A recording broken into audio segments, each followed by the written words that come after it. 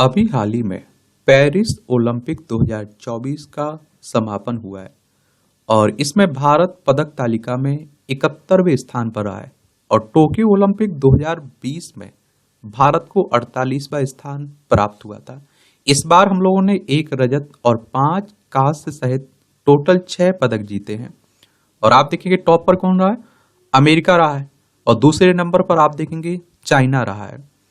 तो ओलंपिक खेलों के बारे में और भारत का जो प्रदर्शन रहा है उसके बारे में एक सामान्य जानकारी हम लोग देख लेते हैं, जान लेते हैं। देखिए हमारी प्यारी पृथ्वी है, ये आपको फ्रांस देखने को मिल रहा है, ये हमारा प्यारा भारत है।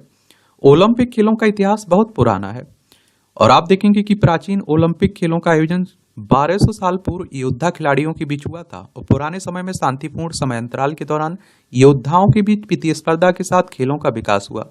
और शुरुआती दौर में दौड़ हो गई, मुक्केबाजी, कुश्ती, रथों की दौड़ सैनिक प्रशिक्षण का हिस्सा हुआ करते थे। इनमें से आप देखिए सबसे बेहतर प्रदर्शन करने वाले योद्धा प्रतिस्पर्धी खेलों में अपना दमखम दिखाते थे। और प्राचीन काल में यह ग्रीस यानी कि यूनान की राजधानी एथेंस में 1896 में आयोजित किया गया था।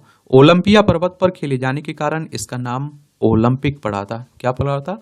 ओलंपिक पड़ा था। इस बार जो हमारे विजेता रहे हैं इन्हें आप लोग स्क्रीन पर भी देख रहे होंगे।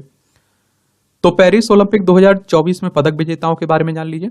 मनु भाकर एक कांस्य पदक जीता है इन्होंने और महिलाओं की 10 मीटर एयर पिस्टल स्पर्धा से जुड़ी हुई है। देखिए जब खेलों की बात होती है तो खिलाड़ी की क्या उपलब्धि रही है, किस खेल से जुड़ी हुई है, ये जरूर याद रखिएगा। मनु भाकर और सबरजीत सिंह ने ये आप देखिए कांस्य पदक जीता है 10 मीटर एयर पिस्टल मिश्रित टीम स्पर्धा में। स्वप्निल कोसाले ये आप देखिए कांस्य पदक जीता है पुरुषों की 50 मीटर राइफल 3 पोजीशन में इन्होंने। भारतीय हॉकी टीम ने कांस्य पदक जीता है पुरुष हॉकी टीम ने। नीरज चोपड़ा ने रजत पदक जीता है पुरुषों की भाला फेंक में। अमन शेहरावत ने कांस्य पदक जीता है कुश्ती पुरुषों की 57 किलोग्राम फ्री स्टाइल स्पर्धा में। नीरज चोपड़ा ने भाला फेंक में 89.45 मीटर की दूरी तक तय करके रजत पदक जीता है। यह उनका दूसरा ओलंपिक पदक था जिसमें वे भारत के 5वें 2 बार ओलंपिक पदक विजेता बन गए हैं। मनु भाकर ओलंपिक शूटिंग में पदक जीतने वाली पहली भारतीय महिला बनी है। वह व्यक्तिगत और मिश्रित टीम स्पर्धा में पदक जीतकर एक ही खेल में 2 पदक जीतने वाली स्वतंत्र भारत की पहली एथलीट भी बनी है। भारत ने निशानेबाजी में 3 पदक जीते हैं जिसमें स्वप्निल कोसाले द्वारा हासिल किया गया 50 मीटर राइफल 3 पोजीशन में पहला ओलंपिक पदक भी शामिल है। यह ओलंपिक में निशानेबाजी में भारत का सर्वोच्च पदक था। और भारतीय एथलीटों में तीरंदाजी, एथलेटिक्स, बैडमिंटन, मुक्केबाजी, घुड़सवारी, गोल्फ, हॉकी, जूडो, नौकायन, निशानेबाजी, तैराकी, टेबल टेनिस, टेनिस जैसे 16 खेलों में 69 पदकों के लिए प्रतिस्पर्धा की थी। लक्ष्य सेन ओलंपिक में पुरुष बैडमिंटन के सेमीफाइनल में पहुंचने वाले पहले भारतीय बने और चौथे स्थान पर रहे। पहलवान विनेश फोगाट महिलाओं के 50 किलोग्राम वर्ग के फाइनल में पहुंचने के बाद 100 ग्राम अधिक वजन होने के कारण आयोग डिस्क्वालीफाई कर दिया गया था इन्हें। आज तक भारत ने कुल 41 ओलंपिक पदक जीते हैं। उल्लेखनीय है कि उपलब्धियों में नॉर्मन पिचार्ड के रजत पदक 1919 में पेरिस, कैडी जाधव का कांस्य पदक 1952 हेलसिंकी में, कर्णम मल्लेश्वरी का कांस्य पदक सन 2000 में सिडनी में, अभिनव बिंद्रा का स्वर्ण पदक 2008 में जो बीजिंग में हुआ था, नीरज चोपड़ा का स्वर्ण पदक 2020 में टोक्यो में हुआ था। पुरुष हॉकी टीम ने 8 स्वर्ण सहित 13 पदक जीते हैं जबकि भारत ने कुश्ती में 8 पदक प्राप्त किए हैं। भारत का अब तक का सर्वश्रेष्ठ ओलंपिक प्रदर्शन टोक्यो 2020 में रहा। इसमें 1 स्वर्ण सहित 7 पदक प्राप्त किए थे।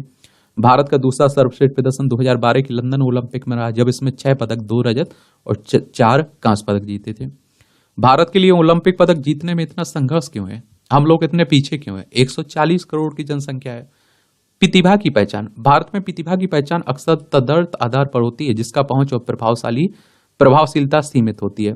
युवा एथलीटों की खोज और पहचान करने में प्रणालीगत समस्याएं, खासकर दूर दराज के क्षेत्रों में।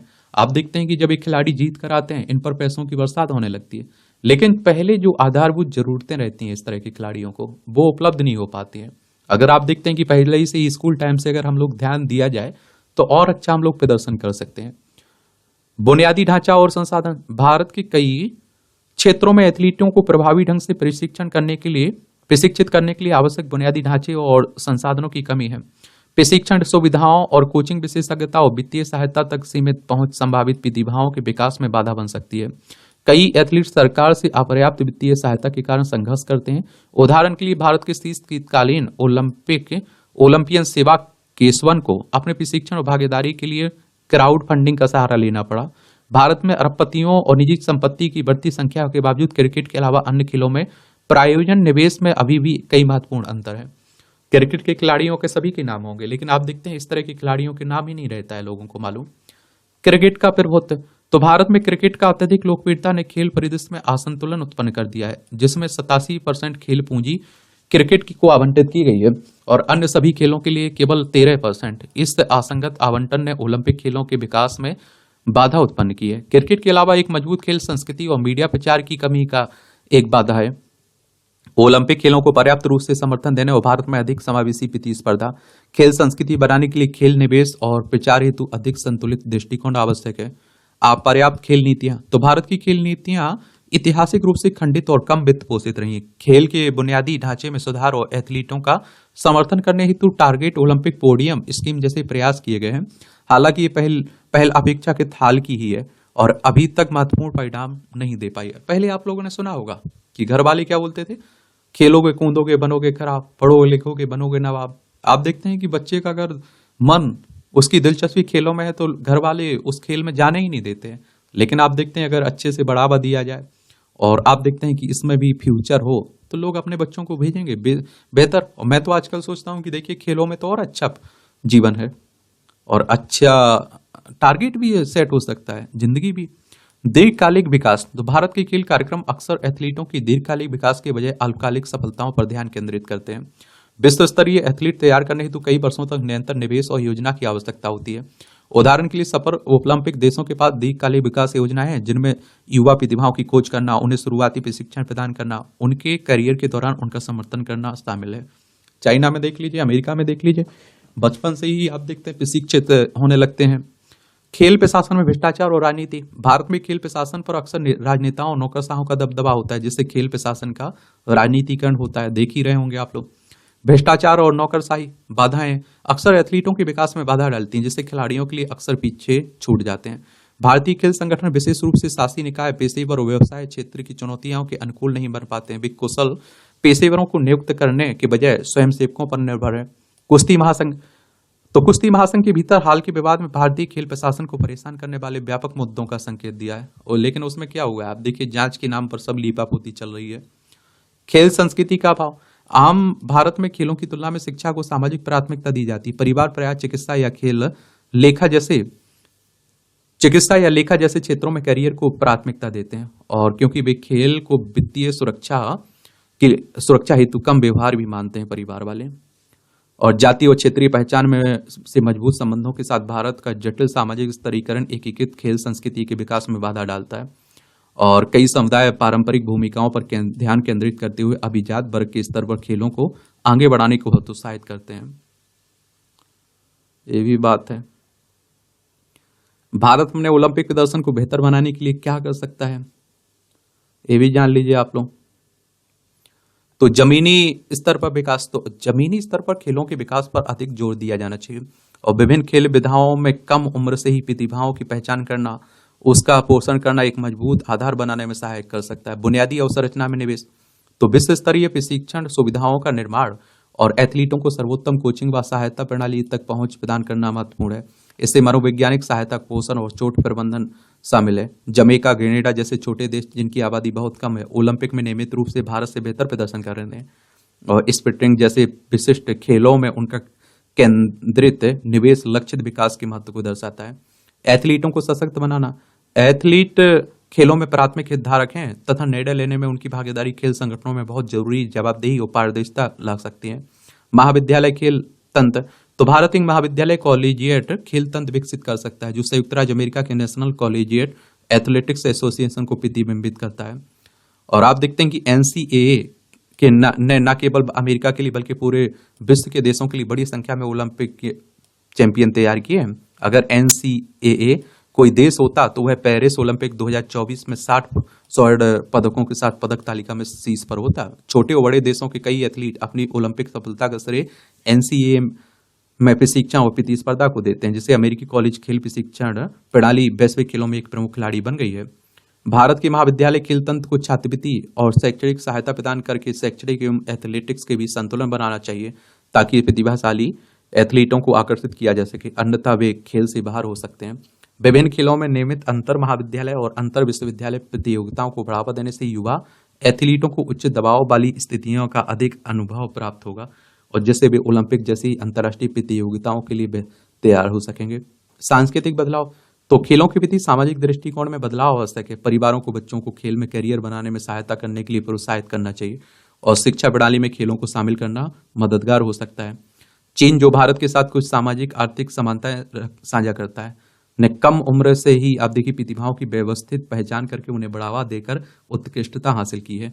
खेलों में सरकार के उद्देश्यपूर्ण और निरंतर निवेश के परिणाम स्वरूप ओलंपिक में पदक प्राप्त हुए। सरकारी सहायता में वृद्धि, तो सरकार को ओलंपिक खेलों के लिए अधिक सुसंगत और पर्याप्त निधि प्रदान करनी चाहिए, और इसमें एथलीटों को प्रत्यक्ष सहायता के साथ प्रशिक्षण और अंतर्राष्ट्रीय प्रदर्शन में निवेश शामिल है। विकास पर ध्यान केंद्रित करना, भारत को लॉस एंजल्स ओलंपिक 2028 के लिए अपने एथलीटों की संख्या को 117 से बढ़ाकर 3 गुना करने का लक्ष्य रखना चाहिए, ताकि अमेरिका और जापान जैसे पास क्रमशः 600 और 400 से अधिक एथलीट हैं के साथ बेहतर प्रतिस्पर्धा की जा सके। इस वृद्धि के स्वाभाविक रूप से अधिक पदक मिलेंगे। भारत को केवल वर्ष 2036 में होने वाले खेलों की मेजबानी पर ध्यान केंद्रित करने के बजाय लॉस एंजल्स ग्रीष्मकालिक ओलंपिक 2028 और उसके बाद के पदकों की संख्या में सुधार करने पर ध्यान केंद्रित करना चाहिए, ताकि भारत को ओलंपिक खेलों के रूप में स्थापित किया जा सके। पेरिस ओलंपिक गंभीर अंतर निरीक्षण, अंतर्दर्शन और अधिगम का एक अवसर है। अब देखिए, खेलों से संबंधित कुछ पहले भी हैं। भारत सरकार ने खेलो इंडिया हो गए, राष्ट्रीय खेल विकास कोष, भारतीय खेल प्राधिकरण, इसकी स्थापना 1984 में खेलों को बढ़ावा देने के लिए सोसाइटी अधिनियम 1860 के अंतर्गत पंजीकृत सोसाइटी के रूप में की गई। आप लोग क्या किया करिएगा कि सरकार की पहले भी बता दिया करिएगा। अगर कमियां हैं तो सरकार की तरफ से कुछ पहले भी की जा रही हैं, कुछ अपनी तरफ से सुझाव बता सकते हैं जो कमियां हैं। राष्ट्रीय खेल पुरस्कार, राजीव गांधी खेल रत्न, अर्जुन पुरस्कार, ध्यानचंद पुरस्कार, द्रोणाचार्य पुरस्कार, ये पुरस्कार भारत में सर्वोच्च खेल सम्मान है, जो भारतीय एथलीटों के उत्कृष्ट प्रदर्शन को दर्शाते हैं और भावी पीढ़ियों को प्रेरित भी करते हैं। ये आप देखिए, इसमें आप देखेंगे कि दिव्यांग जनों के लिए खेल और खेल योजना 2009-10 में एक केंद्रीय क्षेत्र योजना के रूप में शुरू किया गया, और यह कार्यक्रम दिव्यांग एथलीटों को विशेष प्रशिक्षण और सहायता प्रदान करता है। खेलों में उनकी भागीदारी को प्रोत्साहित करना, उनका कौशल को बढ़ावा। Fit India movement, Rajiv Gandhi खेल अभियान 2014 में शुरू किए गए संघीय वित्त पोषण कार्यक्रम का उद्देश्य ब्लॉक स्तर पर खेल परिसरों का निर्माण करना, जो इंडोर व आउटडोर दोनों खेलों के लिए अवसंरचना प्रदान करते हैं। तो इतनी जानकारी आप लोग जरूर लिखिएगा। अगर मुख्य परीक्षा में क्वेश्चन पूछा जा रहा है तो उस पर भी आप लोग लिख सकते हैं। मुझे लगता है बेहतर बता सकते हैं। जो कमियां हैं, जो पहले हैं, उनके बारे में उल्लेख कर सकते हैं, और क्या उपाय हो सकते हैं, क्या समाधान हो सकते हैं, उन पर बात कर सकते हैं आप लोग। ठीक है।